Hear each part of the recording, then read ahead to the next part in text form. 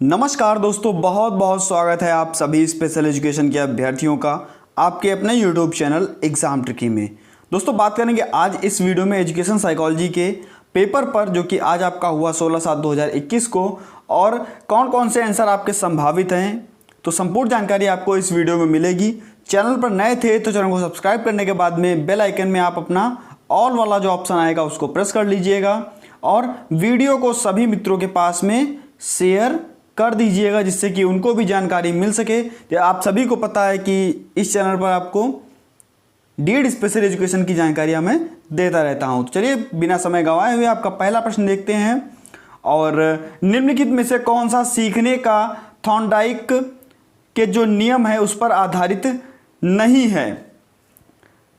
जो थॉर्नडाइक का नियम है उस पर आधारित नहीं है पूछा गया है। आप सभी को पता है तत्परता का नियम, प्रभाव का नियम और अभ्यास का नियम। तत्परता का नियम, प्रभाव का नियम और अभ्यास का नियम, ये जो हैं आपके, या तैयारी का नियम जिसको आप कह सकते हैं, ये आधारित हैं। लेकिन जो आपका ऑपरेंट कंडीशन का नियम है, जो ऑपरेंट कंडीशनिंग है, ये स्किनर जी ने दी थी, यह आपका आधारित नहीं है। तो यहाँ पर आपका डी ऑप्शन जो है वह बिल्कुल सही हो जाएगा। आगे बात करते हैं दूसरे प्रश्न पर। निम्नलिखित में से कौन सा कारक अध्ययन को प्रभावित करता है। पहला प्रेरणा, दूसरा थकान, तीसरा परिणाम और प्रतिपुष्टि का ज्ञान। थकान भी आपकी अध्ययन को प्रभावित करेगी, प्रेरणा भी आपको जो मोटिवेशन होगा वो भी आपको प्रभावित करेगा, परिणाम और प्रतिपुष्टि का ज्ञान भी होगा वह भी आपको प्रभावित करेगा। अर्थात यहाँ पर जो आपका ऑप्शन सही होगा वह डी के साथ में सही होगा। अब हम बात करते हैं नेक्स्ट प्रश्न पर। तीसरा, बुद्धिमत्ता यह क्षमता है सोचने की, समस्या सुलझाने की, अनुभव से अध्ययन करने की, या उपरोक्त सभी। तो बुद्धिमत्ता दोस्तों सोचने की क्षमता है, उससे सुलझाने की, जो भी आपके साथ क्रियाएं हो रही हैं उसको सुलझाने की क्षमता है, और अनुभव से अध्ययन प्राप्त करने की क्षमता है। तो यहाँ पर आपका उपरोक्त सभी के साथ में सही हो जाएगा। यहाँ पर भी आपका डी ऑप्शन ही सही होगा। नेक्स्ट हम बात कर देते हैं, व्यक्तिगत शिक्षार्थी में एक दूसरे से भिन्न होते हैं। व्यक्तिगत शिक्षार्थी में एक दूसरे से भिन्न होते हैं। आपका ऑप्शन बुद्धि और विकास के सिद्धांत, विकास का दर, विकास की क्रम, या उपरोक्त सभी। तो जो आपका व्यक्तिगत शिक्षार्थी हैं एक दूसरे से भिन्न होते हैं, तो वह उसकी जो विकास की दर होती है वह भिन्न होती है। अर्थात यहाँ पर आपका बी ऑप्शन सही हो जाएगा। नेक्स्ट हम बात कर लेते हैं पियाजे के अनुसार। आपको मैंने पहले भी पियाजे के बारे में बताया था, और यहाँ पर पूछा गया है पियाजे के अनुसार विकास के चरण, यानी कि 0 से 2 वर्ष, और 0 से 2 वर्ष के चरण को दोस्तों आप सभी को पता है कि इंद्रिय जनित गामक अवस्था कहते हैं, के दौरान बच्चा सबसे बेहतर सीखता है। जब इंद्रिय जनित गामक अवस्था है, यानी कि इंद्रियों पर बात हो रही है, तो आपका जो ए ऑप्शन है वह सटीक हो जाएगा। इंद्रियों का उपयोग करके बच्चा सीखना स्टार्ट करता है, उसके बाद में आपका सारी कंडीशनें लागू होती हैं। नेक्स्ट आपका भावनाओं का प्रबंधन यह किसका हिस्सा है। भावनाओं का प्रबंधन यह किसका हिस्सा है। नंबर ए ऑप्शन आपका सामाजिक विकास, नंबर बी भावात्मक विकास, नंबर सी आपका व्यक्तित्व का विकास, नंबर डी आपका उपरोक्त सभी। तो यहाँ पर जो आपका ऑप्शन सही होगा वह डी के साथ में सही होगा, भावनाएं। आगे हम बात करते हैं हावर्ड गार्डनर जी। आपसे मैंने बताया भी था कि हावर्ड गार्डनर जी के बारे में कुछ ना कुछ हमेशा पूछा जाता है। देखिए आपका प्रश्न है, हावर्ड गार्डनर जी द्वारा विकसित थ्योरी है। हावर्ड गार्डनर जी ने कौन सी थ्योरी विकसित की थी। बुद्धिमत्ता की थ्योरी, अध्ययन की थ्योरी, या बहुबुद्धि की थ्योरी, या संज्ञानात्मक अध्ययन की थ्योरी। दोस्तों यहाँ पर आप सभी को पता है कि हावर्ड गार्डनर ने बहुबुद्धि के सिद्धांत दिया था, यानी कि बहुबुद्धि का सिद्धांत दिया था। अर्थात आपका यहाँ पर ऑप्शन सी सही हो जाएगा।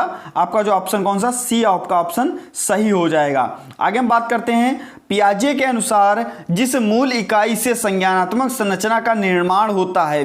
पियाजे के अनुसार जिस मूल इकाई से संज्ञानात्मक संरचना का निर्माण होता है उसे हम क्या कहते हैं। वह है योजना, समायोजन, समानता, या आत्मसातीकरण। तो दोस्तों वह होती है योजना, यानी कि स्कीमा जिसको हम बोलते हैं। आगे हम बढ़ लेते हैं, ए ऑप्शन आपका यहाँ पर सही होगा। नेक्स्ट हम बात करते हैं 9वें प्रश्न पर। और बुद्धिलब्धि की अवधारणा जर्मन मनोवैज्ञानिक द्वारा दी गई। आप सभी को पता है कि जर्मन मनोवैज्ञानिक बुद्धि की अवधारणा स्टर्न जी के द्वारा दी गई, अर्थात यहाँ पर आपका ऑप्शन बी जो है वह राइट हो जाएगा, सही हो जाएगा। आगे हम बात करते हैं नेक्स्ट आपका, निम्न में से कौन सा बर्तन दोष है जिसके कारण मुख्यतः जो आपका अवधान और आवेगपूर्ण है। यानी मैंने आपको पहले बताया था ADHD के बारे में और ऑटिज्म के बारे में भी आपको पता होगा, डाउन सिंड्रोम और रुबेला के बारे में। तो दोस्तों अवधान और आवेगपूर्ण, जहाँ पर कोई भी बच्चा किसी भी कार्य को करने में अवधान जहाँ पर आएगा और किसी भी कार्य को सही ढंग से नहीं करेगा तो वह जाएगा आपका ए ऑप्शन के साथ में, यानी कि ADHD के साथ में, attention deficit hyper active disorder. ये आपका जाएगा अवधान और आवेगपूर्ण के रूप में। नेक्स्ट हम बात कर लेते हैं सही गलत पर। पहला आपका दोस्तों है भाषाई बुद्धिमत्ता, जो बुद्धिमानता है वह बुद्धिमान थ्योरी से संबंधित है या नहीं है। जो भाषाई बुद्धिमत्ता है वह बुद्धिमत्ता थ्योरी से संबंधित नहीं है, यहाँ पर दिया गया है। अगर यहाँ पर नहीं है कह दिया गया है, नहीं है, तो यह जो आपका ऑप्शन है यह हो जाएगा गलत। या दोस्तों संबंधित है, लेकिन जो यहाँ पर आपका एक या लाइन लिखी है यह गलत लिखी है, अर्थात यहाँ पर आपका आंसर जो है यहाँ पर गलत हो जाएगा, इसको आप गलत लगाएंगे। नेक्स्ट हम बात करते हैं पियाजे के थ्योरी, संज्ञानात्मक विकास के अनुसार प्री ऑपरेशन स्थिति के दौरान बच्चे में संरक्षण की संकल्पना मौजूद होती है। तो यहाँ पर दोस्तों आपका यह भी ऑप्शन आपका गलत हो जाएगा। तीसरा आपका क्या है, व्यवहार सुधार जो आपका मॉडिफिकेशन प्रक्रिया के दौरान ABC एंटीसीडेंट बिहेवियर कॉन्सिक्वेंस विश्लेषण किया जाता है, तो यह आपका होगा सही। नेक्स्ट हम बात करते हैं चौथे नंबर पर, विकास मनुष्य के शारीरिक बदलाव से संदर्भित करता है। तो विकास मनुष्य का शारीरिक बदलाव से संदर्भित करता है, यह ऑप्शन आपका हो जाएगा गलत। नेक्स्ट हम बात करते हैं गामक या मोटर, विकास पैटर्न में एक रूपता का अनुसरण करता है, तो यह आपका हो जाएगा सही। आगे हम बात करते हैं आपके फिल इन द ब्लैंक्स पर। सूक्ष्मगामक विकास में महत्वपूर्ण क्रम माना जाता है। जो सूक्ष्मगामक विकास है उसमें महत्वपूर्ण क्रम क्या माना जाता है, पहचानना।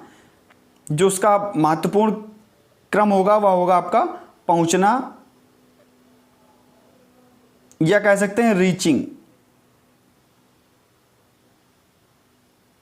आगे बात करते हैं औसत बुद्धिमत्ता की बुद्धिलब्धि श्रेणी है।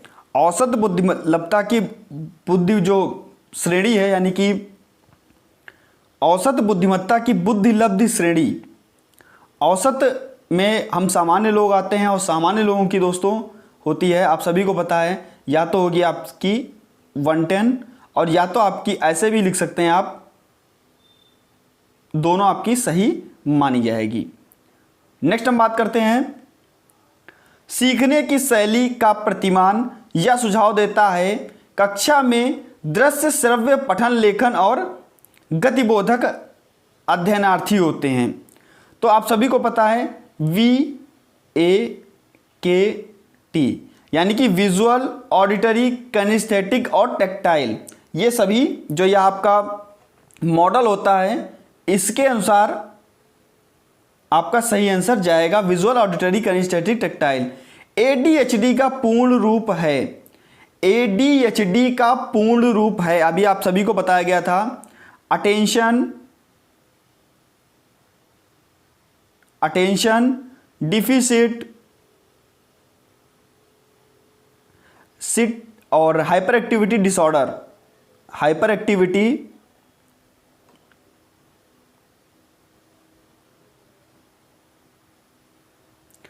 एक्टिविटी और डिसऑर्डर।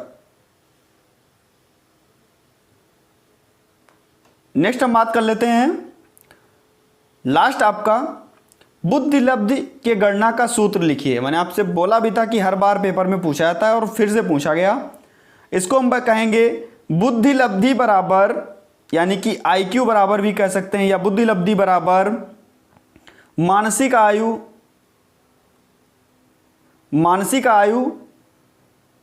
अपान वास्तविक